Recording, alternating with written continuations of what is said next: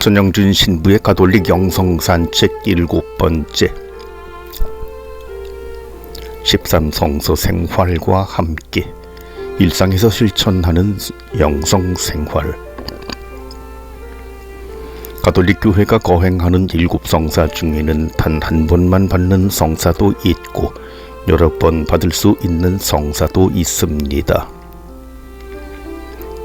간혹 신자 중에 어떤 분은 미사와 관련된 불만 아닌 불만을 표현하는 경우가 있습니다. 매번 참여하는 미사에서 듣는 경문 내용이 거의 비슷하고 지루하기도 해서 꼭 매주 혹은 매일 미사에 참여할 필요를 느끼지 못한다는 것입니다. 만약 이런 논리로 생각한다면 매번 미사를 집전하는 사제는 어떻겠습니까? 따라서 우리는 매번 거의 같은 미사 경문을 읽기 때문에 지루하다는 관점에서 접근할 것이 아니라 영성적인 관점에서 성체 성사를 접근할 필요가 있습니다. 우리가 영성 생활을 살아가며 추구하는 것은 주님 현존을 느끼고 주님과 하나 되는 합의를 체험하는 것이며 이웃 사랑 안에서 이웃과 더불어 주님께 나아가는 여정입니다. 그런데 보이지 않는 하느님 은총을 가시적으로 체험할 수 있는 성사 생활 중 성체 성사는 우리 영적 여정에 더욱 커다란 도움이 됩니다. 성체 성사를 통해 접하는 성체와 성혈은 우리 구원을 위해 내주신 예수님 몸과 피입니다. 우리는 이 성체와 성혈로 이미 부활에 승천하심으로써 더 이상 볼 수 없게 됐던 예수님을 오늘날 다시 체험할 수 있습니다. 따라서 성체 성사에 자주 참여하고 성체 조배처럼 성체 신심을 자주 실천한다면 주님 현존을 가까이 느끼며 영적 여정의 발전에 커다란 도움을 받을 수 있게 됩니다. 또한 우리는 미사 중의 영성체를 통해 예수님을 내 안에 모시게 됩니다. 영적 여정의 궁극적인 목적이 주님과 하나 되는 것이라면 영성체를 통해 예수님을 내 안에 모시는 것이야말로 주님과 하나 되는 가장 확실한 방법입니다.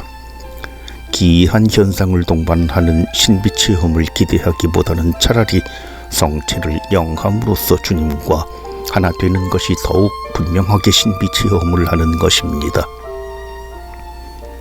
게다가 우리는 성체 성사에 참여한 이웃과 함께 같은 빵을 먹음으로써 이웃과 영적으로 하나 되는 체험도 하게 됩니다. 이웃과 하나 된다는 것은 결국 교회 공동체를 건설한다는 것을 의미하고 이 교회 공동체를 통해 다른 이에게 보이지 않는 하느님을 체험할 수 있게 하는 것을 의미합니다. 그러므로 성체 성사의 영적인 관점에서 미사에 접근한다면 미사가 결코 따분한 시간이 아니라 영적 발전을 이룰 수 있는 중요한 시간임을 깨달을 수 있습니다. 우리는 이런 관점에서 매일 미사 위에 다가가야 할 것입니다. 마찬가지로 고해성사와 병자성사도 영성적 관점에서 살펴볼 필요가 있습니다. 영성생활에서 영적 성장을 위해 악습을 끊고 성덕을 활성화하는 것은 중요한 일입니다.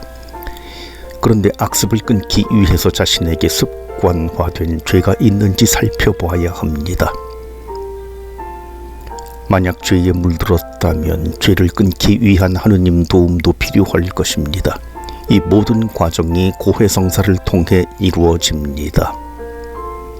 고해성사를 준비하면서 자신의 잘못을 깊이 성찰하고 죄의 고백을 통해 하느님과 화해를 시도하게 되며 사죄의 경을 통해 하느님 은총으로 영적인 발전을 이룩하게 됩니다. 이러한 과정은 병자성사를 통해서도 유사하게 나타납니다. 그러므로 고해성사를 귀찮은 의무 정도로 여길 것이 아니라 영적인 발전을 이루는 방법이라는 인식이 필요합니다. 이와 같이 성사 생활도 자세히 살펴보면 우리 영적 발전에 커다란 도움이 된다는 것을 새삼 깨달을 수 있습니다. 가톨릭 교회가 성사 생활을 강조하는 것도 이런 이런 이유에서입니다. 영성생활은 결코 요란스럽거나 실천하기 어려운 것이 아닙니다. 영성생활은 우리가 일상에서 쉽게 찾아 실천할 수 있습니다. 그러므로 여러분 모두 영성생활을 실천한다는 마음으로 성사생활로 나아가 보길 바랍니다.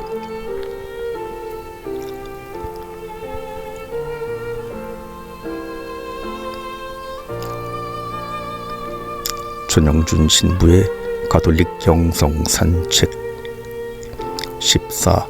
신비생활과 수덕생활.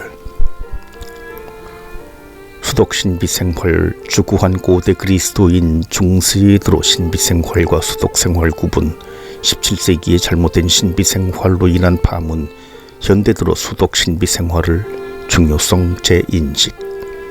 지금까지 가톨릭 영성생활의 기본적인 개념과 내용을 살펴보았습니다.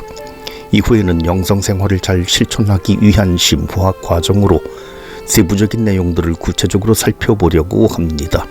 하지만 그에 앞서 우리가 영성생활과 관련된 내용들을 알기 쉽게 정리할 수 있는 체계를 마련하는 신학으로서의 영성생활, 학문으로서의 영성신학의 형성 과정과 기본 개념을 먼저 살펴보고자 합니다.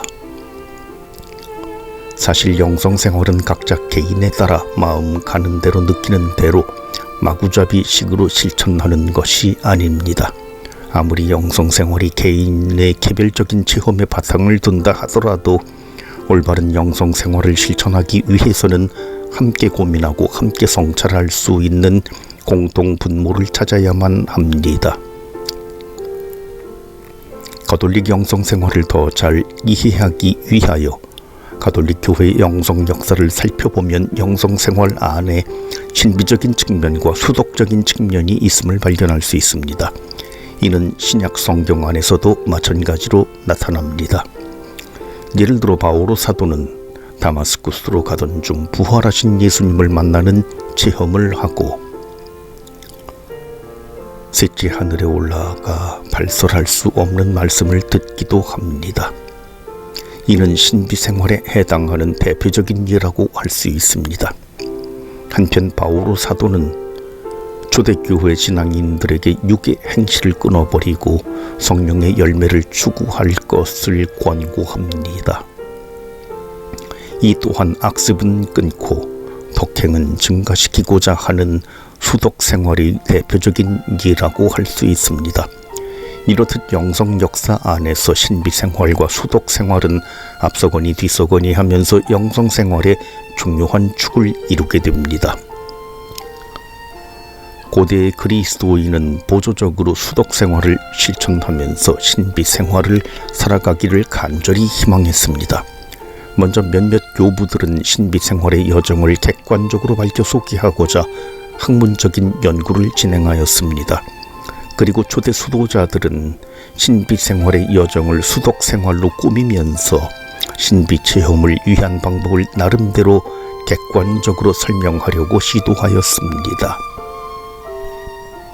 한편 중세에 들어서는 조금 다른 양상이 나타납니다. 신학자들이 시도하였던 신비생활에 대한 설명이 너무 어려워지면서 신앙인들은 그러한 설명을 쉽게 이해할 수 없어 자기 마음대로 신비생활을 실천하다가 오류에 떨어지기도 하였습니다. 수도자들은 신비생활의 여정 안에서 실천하던 수덕생활에 더욱 집중하면서 마치 수덕생활만 강조하는 듯한 인상을 주었습니다. 그 결과로 신앙인들은 신비생활과 수덕생활을 통합적으로 바라보며 실천하지 못하고 두 가지 측면을 따로 구분하여 접근하는 모습도 나타났습니다. 근세에 들어오면서 불행한 상황도 나타났습니다. 17세기의 영성생활 분야에 잘못된 신비생활을 실천하는 사람들이 출현하게 되었습니다. 가톨릭 교회 당국은 서둘러서 그들을 이단으로 선언하고 파문하였습니다. 하지만 결과적으로 교회 안에서 더 이상 신비생활을 공개적으로 언급하기 어려운 상황이 되어버렸습니다. 그 후 몇몇 영성가들은 이단적인 영성 생활을 극복하고 영성 생활 안에서 신비 생활의 빈자리를 채우기 위해 상대적으로 수덕 생활을 더욱 강조하게 되었습니다. 그러나 현대로 넘어오면서 신학자들은 영성 생활 안에서 신비 생활과 수덕 생활은 모두 있어야만 하는 중요한 두 가지 축이라는 사실에 다시 주목하게 됩니다. 즉 수동적인 측면이 강조된 신비 생활과 능동적인 측면이 강조된 수덕 생활은 영성 생활 안에서 분명하게 구분되는 별개의 측면이기 때문에 잠시나마 부정적인 경험이 있었다고 신비 생활을 등한히 하면서 수덕 생활만 실천하며 영성 생활을 완성할 수 없다는 것입니다.